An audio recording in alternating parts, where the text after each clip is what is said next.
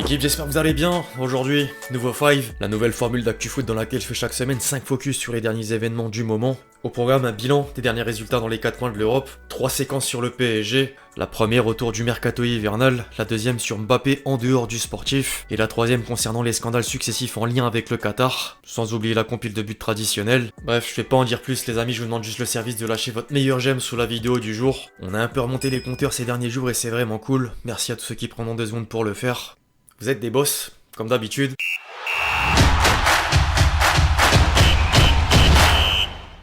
On lance les hostilités à l'étranger avec le seul et unique championnat qui n'a pas fait pause durant les fêtes. La 20e journée de Premier League s'est soldée mardi soir et permettait à Liverpool de devenir leader. Les Reds ont profité d'un doublé de Mo Salah pour remporter le choc face à Newcastle. Aston Villa suit le rythme au même titre que Manchester City qui compte un match de retard. Et Arsenal poursuit une série de 3 matchs sans victoire, dont 2 défaites. Les Gunners sont désormais au pied du podium.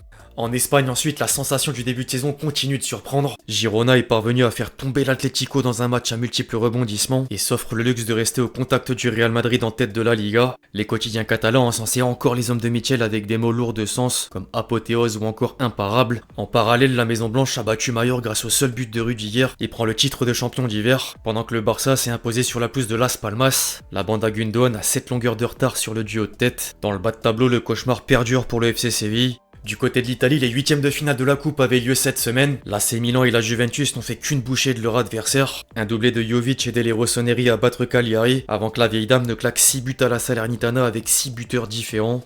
Enfin au pays, la Coupe de France a débuté, mais je préfère parler du trophée des champions. Le PSG est sorti vainqueur de Toulouse pour accrocher un premier sacre en 2024, et Mbappé devient par la même occasion le meilleur buteur à domicile de l'histoire du club de la capitale. Les Parisiens affronteront Revel demain soir dans le cadre des 32e de finale de la Coupe de France, mais je préfère attendre que toutes les affiches soient jouées pour faire un point. Par contre, rien n'empêche de basculer sur le mercato hivernal, d'autant que ce premier match de l'année aura des conséquences. Déjà dans l'attente du retour de Nuno Mendes en défense, Paris vient d'apprendre la longue blessure de Skriniar et devrait sans surprise amener des renforts au sein du secteur défensif. Le topo est le même au milieu de terrain suite à la nécessité d'opérations chirurgicales de Moscardo. L'équipe a d'ailleurs sorti un papier pour évoquer les derniers dossiers chauds et stipule que le PSG a budgété 60 millions d'euros pour recruter cet hiver. Le journal ajoute que c'est surtout au milieu que les dirigeants parisiens prospectent. Le club veut un joueur qui soit en mesure de ratisser large, avec un bon pied, capable de mettre l'impact également. La semaine dernière, 2 noms étaient déjà dans les tuyaux. Moscardo, d'une part, qui portera les couleurs rouge et bleu quoi qu'il arrive, et Calvin Phillips, d'une autre. Plusieurs sources estiment néanmoins que la rumeur autour de l'indésirable de Manchester City n'ira pas plus loin. Entre-temps, une nouvelle piste émerge au Brésil. ESPN a rapporté que le PSG fait de Bruno Guimaraes une priorité. Le club parisien devra néanmoins faire face à 3 obstacles. Le Brésilien n'est autre que la pièce maîtresse d'Eddie Howe à Newcastle. Il dispose d'une clause libératoire de 115 millions d'euros et la rivalité entre 2 des principaux fonds d'investissement du foot peut poser problème. D'autres médias brésiliens ont ensuite appuyé l'information à l'image de Marcelo Beckler. Le premier informateur du transfert de Neymar en 2017 confirme que si l'ancien Lyonnais choisit le PSG, Paris lèvera la clause libératoire. TNT Sports amène également 2 facteurs majeurs. Les Magpies accepteraient d'étaler le montant en 3 paiements et une vente s'avère intéressante pour le club anglais qui ferait face à des problèmes dus au fair play financier. La branche brésilienne de Gold complète la liste de scoops avec les mêmes paroles. En France, le ton est un peu différent. Loïc Tandy a déclaré sur la chaîne L'équipe qu'il n'y a pas encore d'approche officielle du PSG pour Bruno Guimaraes. Tout le monde attend de voir en coulisses si Paris va passer à l'attaque et seul un paiement en plusieurs fois sera possible. En parallèle, Abdelaboulma, source proche du club de la capitale, dément purement et simplement la rumeur. Au milieu de tout ce flot d'informations, un journaliste n'a pas hésité à poser la question à Eddie Howe en personne. La réponse de l'entraîneur de Newcastle est sans appel. Je cite « Nous voulons garder nos meilleurs joueurs. Quand vous parlez d'eux, vous voulez les garder au club le plus longtemps possible et c'est bien sûr notre objectif. » Outre Bruno Guimaraes, un homme fait encore et toujours les gros titres. Libre de négocier avec un autre club depuis le 1er janvier, Mbappé est au centre des débats en Espagne. La presse espagnole a déjà sorti quelques unes sur le Kicks et Josep Pedrerol de l'émission El Chiringuito vient de lancer un scoop. Selon lui, le cœur de Kylian lui dit que son bonheur se trouve à Madrid la saison prochaine. Par contre, l'offre XXL du Real proposée 2 ans en arrière a expiré au même titre que la prime à la signature de plus de 100 millions d'euros. Si le tricolore signe à la Maison Blanche, il ne sera pas le joueur qui gagne le plus dans le vestiaire. Il ne gagnera pas plus que Bellingham. La direction madrilène lors des négociations lui donne l'exemple de David Beckham et l'argent qu'il a gagné après son passage au Real, car Madrid gère son écosystème avant la valeur du football. En parallèle, l'équipe croit savoir que le dénouement du feuilleton arrivera assez vite. Le club merengue a fixé un ultimatum au Kicks à la mi-janvier et le PSG s'attend à une décision rapide. Affaire à suivre. En dehors du mercato hivernal ou du foot à proprement parler, le nom du Kicks apparaissait ailleurs en ce début d'année. Le JDD a révélé le top 50 des personnalités préférées des Français et le Kicks, qui était 4ème l'an dernier, est descendu à la 22e place. Les autres photos du classement sont Zidane 15e, Griezmann 26e et Giroud 48e. Plus on avance, plus on sent une sorte de dépit des Français, comme le disait Riolo au micro d'RMC. Dugarry n'a d'ailleurs pas lâché ses mots sur la même antenne dans Rotten sans flamme. C'est un très grand joueur et je lui souhaite le meilleur. J'espère qu'il va partir du fond du cœur parce que je pense qu'il stagne. Dire qu'un an en arrière, il faisait vibrer le cœur de presque tous les Français avec la Coupe du Monde 2022 et ce fameux triplé en finale. Comme quoi l'indécision entre prolonger au PSG ou partir au Real Madrid lui cause du tort. Outre cet aspect, le seul moyen pour le capitaine des Bleus de reprendre de la sympathie entre guillemets, c'est de poursuivre ses engagements associatifs ou encore de faire quelques passages médiatiques à l'image de cet entretien avec Élise Lucet. Le premier extrait avant la séquence complète le 18 janvier prochain fait plaisir à entendre. C'est quand la dernière fois que vous êtes allé acheter une baguette de pain tout seul à pied? Je sais même plus.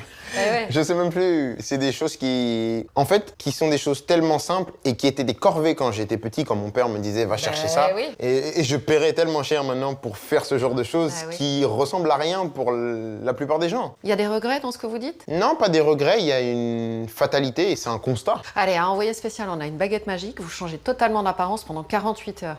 Vous pouvez faire ce que vous voulez, personne va vous reconnaître. Vous faites quoi? Ouais, en tout cas, je passe mes 48 heures dehors, ça c'est sûr déjà. Ça c'est sûr. Mais après, ce que je fais tout, des choses sans réfléchir. C'est ça, en fait, j'ai perdu la spontanéité. La spontanéité de l'être humain. Moi, je veux sortir, aller faire ça, je le fais. Ouais. Non, tout est question d'organisation. Tout s'organise. C'est pesant? Maintenant, non, ça, c'est le quotidien. Mais Mais ça l'était. Mais vous n'avez pas répondu à ma question. À part être dehors pendant 48 heures, qu'est-ce que vous faites? Tout faire.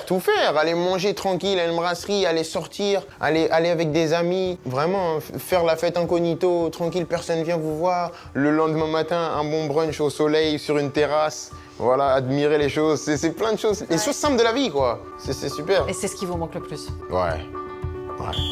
Avant de basculer sur la compile de buts traditionnelle, les amis, c'est l'heure de parler scandale. Cette semaine, Mediapart a balancé 3 articles qui mettent à mal le PSG, ou le Qatar par le biais de Nasser Al-Khelaifi, et le gouvernement par le biais de Gérald Darmanin. Le premier titre que le Qatar a fait pression sur le gouvernement. Le Qatar aurait proféré des menaces envers des policiers enquêtant sur Nasser Al-Khelaifi, les avertissant de possibles conséquences de la part du ministre de l'Intérieur Gérald Darmanin. Le président parisien s'était retranché dans son jet privé pour échapper à la police le 5 juillet dernier, le jour de la présentation de Luis Enrique, causant un retard de plusieurs heures de la conférence de presse. En parallèle, des personnalités influentes du Qatar auraient intimidé les policiers et contacté les ministres Catherine Colonna et Gérald Darmanin.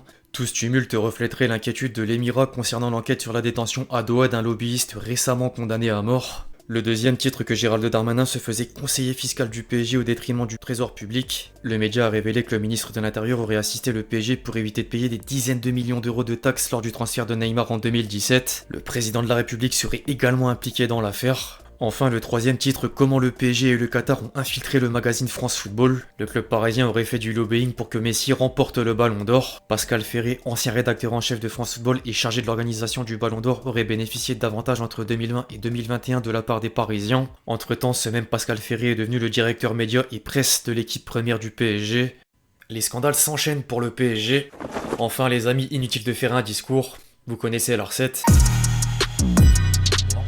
Shot from Junior Sambia. Yildiz. C'est à côté Pedro Porro qui frappe. Oh, c'est énorme. Where he goes from distance. And oh my God.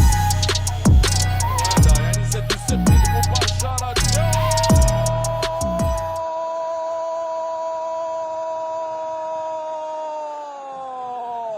Bref, l'équipe, c'est tout pour le 5 du jour, j'espère qu'il vous a plu, je compte sur vous si c'est le cas pour lâcher votre meilleur j'aime, comme d'habitude. N'hésitez pas à réagir dans les commentaires sur tous les sujets qu'on a pu traiter aujourd'hui, puis d'ici là, on se retrouve très vite sur la chaîne pour de nouvelles vidéos, c'était Lextier. Ciao ciao.